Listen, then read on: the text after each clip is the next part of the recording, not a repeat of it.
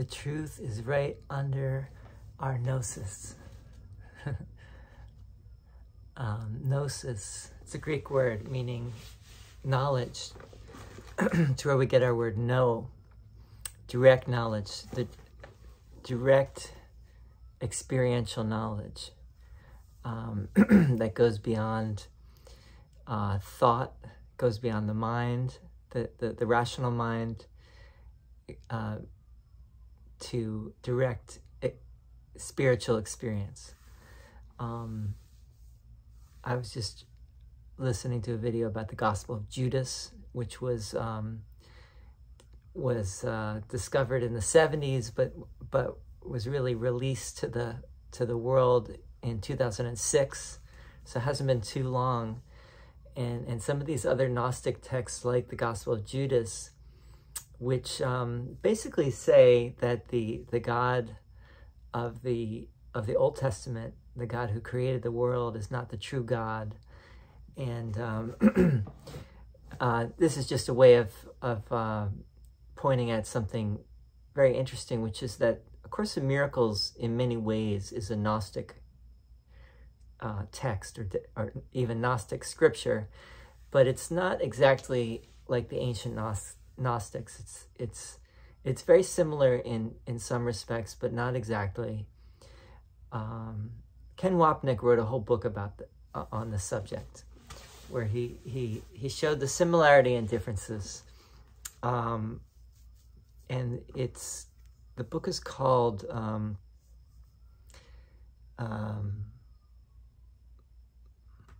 Love Does Not Condemn. So it's worth looking up. It's on Amazon, Love Does Not Condemn, based on a passage in the Course.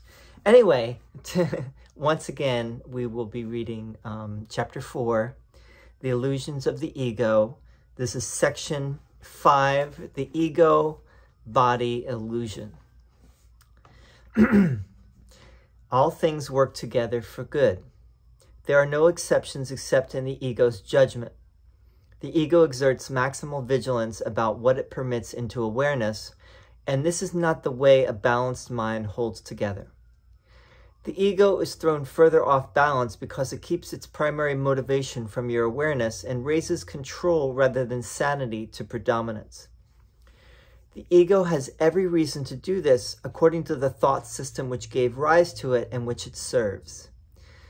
Sane judgment would inevitably judge against the ego and must be obliterated by the ego in the interest of its self-preservation. A major source of the ego's off-balance state is its lack of discrimination between the body and the thoughts of God. Thoughts of God are unacceptable to the ego because they clearly point to the non-existence of the ego itself. The ego therefore either distorts them or refuses to accept them. It cannot, however, make them cease to be. It therefore tries to conceal not only, quote, unacceptable, unquote, body impulses, but also the thoughts of God, because both are threatening to it. Being concerned primarily with its own preservation in the face of threat, the ego perceives them as the same. By perceiving them as the same, the ego attempts to save itself from being swept away, as it would surely be in the presence of knowledge. Any thought system that confuses God and the body must be insane. Yet this confusion is essential to the ego, which judges only in terms of threat or non-threat to itself. In one sense, the ego's fear of God is at least logical, since the idea of him does dispel the ego. But fear of the body, with which the ego identifies so closely, makes no sense at all. The body is the ego's home by its own election. It is the only identification with which the ego feels safe, since the body's vulnerability is its own best argument that you cannot be of God. This is the belief that the ego sponsors eagerly. Yet the ego hates the body because it cannot accept it as good enough to be its home. Here is where the mind becomes actually dazed. Being told by the ego that it is really part of the body and that the body is its protector, the mind is also told that the body cannot protect it. Therefore, the mind asks, "Where can I go for protection?" To which the ego replies, "Turn to me." The mind, and not without cause, reminds the ego that it has itself insisted that it is identified with the body, so there is no point in turning to it for protection. The ego has no real answer to this because there is none, but it does have a typical solution. It obliterates the question from the mind's awareness. Once out of awareness, the question can and does produce uneasiness, but it cannot be answered because it cannot be asked. This is the question that must be asked. Where can I go for protection? Quote, seek and ye shall find, unquote, does not mean that you should seek blindly and desperately for something you would not recognize. Meaningful seeking is consciously undertaken, consciously organized, and consciously directed. The goal must be formulated clearly and kept in mind. Learning and wanting to learn are inseparable. You learn best when you believe what you are trying to learn is of value to you. However, not everything you may want to learn has lasting value. Indeed, many of the things you want to learn may be chosen because their value will not last. The ego thinks it is an advantage not to commit itself to anything that is eternal because the eternal must come from God. Eternalness is the one function the ego has tried to develop but has systematically failed to achieve. The ego compromises with the issue of the eternal, just as it does with all issues touching on the real question in any way. By becoming involved with tangential issues, it hopes to hide the real question and keep it out of mind. The ego's characteristic busyness with non-essentials is for precisely that purpose. Preoccupations with problems set up to be incapable of solution are favorite ego devices for impeding learning progress.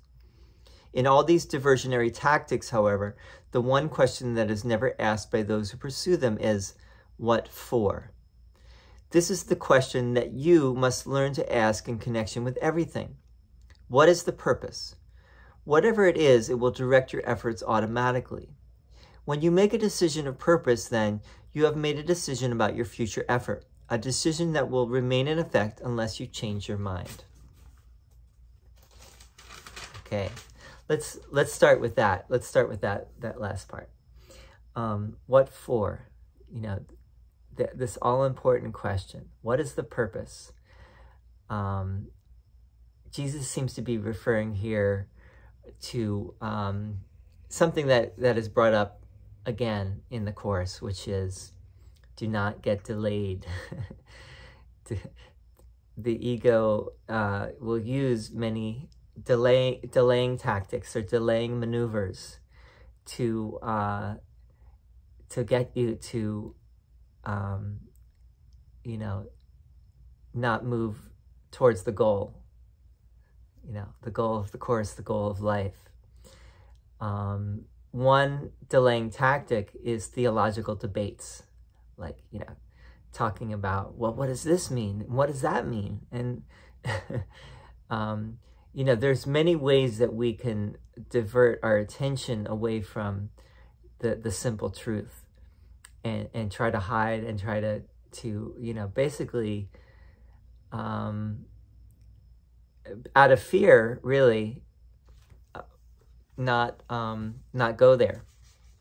And so Jesus is trying to show us and warn us that is a very good potentiality, things that might happen, including, you know, getting lost in argument and debate and thinking about, well, is that true, or is this true? Or Jesus is really trying to just say, here it is.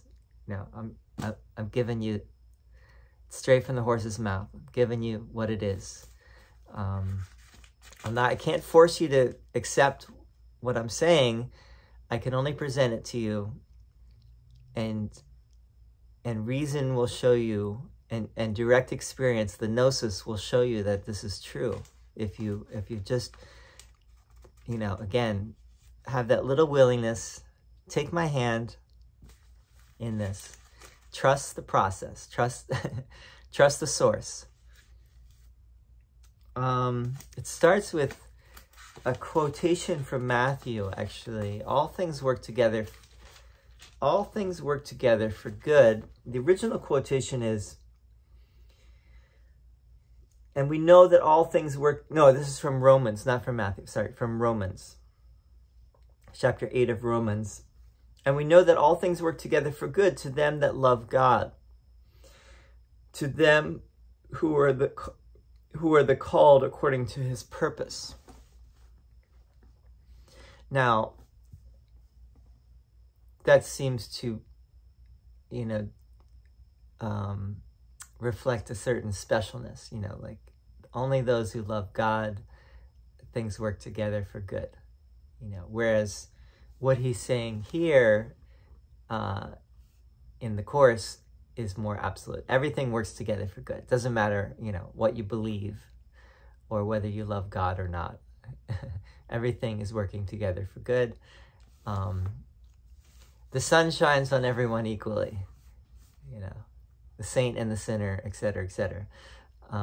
Except really there aren't any saints and sinners. We have to get out of that kind of thinking, really.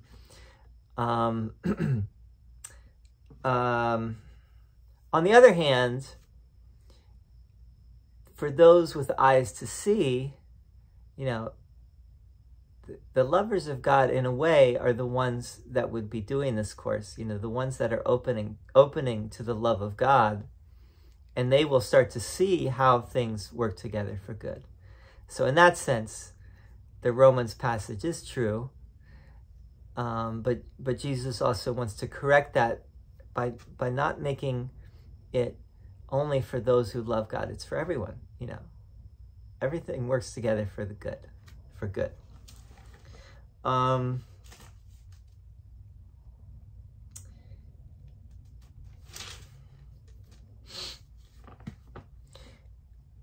Yeah, the ego, there's a contradiction in a sense.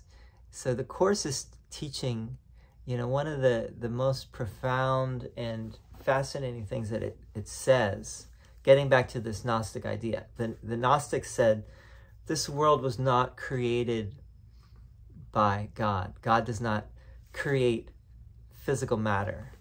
God, again, as spirit, as the one reality, does not need to create anything. Does not create a material universe. Why? Why would God do that? The Course is getting at the idea that this is all this cosmic dream that is, in some sense, is in the mind of God, but in other sense, it is not God's will that we follow the ego and suffer, and God as love would never will that for us. That is our choice, and it can also be our choice to go back, to return to the love of God, and to return to the awareness of God, of the reality of God, or the love of God. Now, the Course says, so where did the world and the body and the material universe come from? It was made as an attack on God, and it was made as a way to hide from God. And that's what Jesus is getting at here, is that the body, in a sense, is a way to hide from God, to forget God, and to to get further, to build a wall. So the ego uses the body in that regard, and at the same time, what Jesus is saying is that the ego resents the body also because it it does not, he says, it's it cannot accept the body as good enough to be its home. It's fascinating. And he also makes the point that the ego has worked on this, has tried to develop eternalness, but has never been able to do that. Which, if you want to put it in a very simple terms, everyone, for how long has humanity tried to achieve physical immortality? It's not possible. And the ego, will keep trying, and people will keep trying to do that. And some people think that the Course is teaching physical immortality. It's not teaching that. It's the immortality that it's getting at is already given. It's not something you have to achieve. It's already there. It's just something to remember. It's something to that you need to just remove the veils or the clouds, and it's there, and it's never gone anywhere. So I hope that sheds a little light on the subject for tonight. We'll come back. We've got a couple more sections left in this chapter, and Jesus will continue to unfold as we go along. The meaning, the deeper meaning of what he's saying in these earlier passages. It'll keep he'll keep returning and further shedding light and what would you call revealing the deeper significance of what he's talking about here. And if you're a little bit lost, he'll explain in different ways as we go along in the unfolding symphony of themes that is A Course in Miracles. Thank you so much for tuning in, and would love to hear from you. Love your comments, and see you next time. Thanks.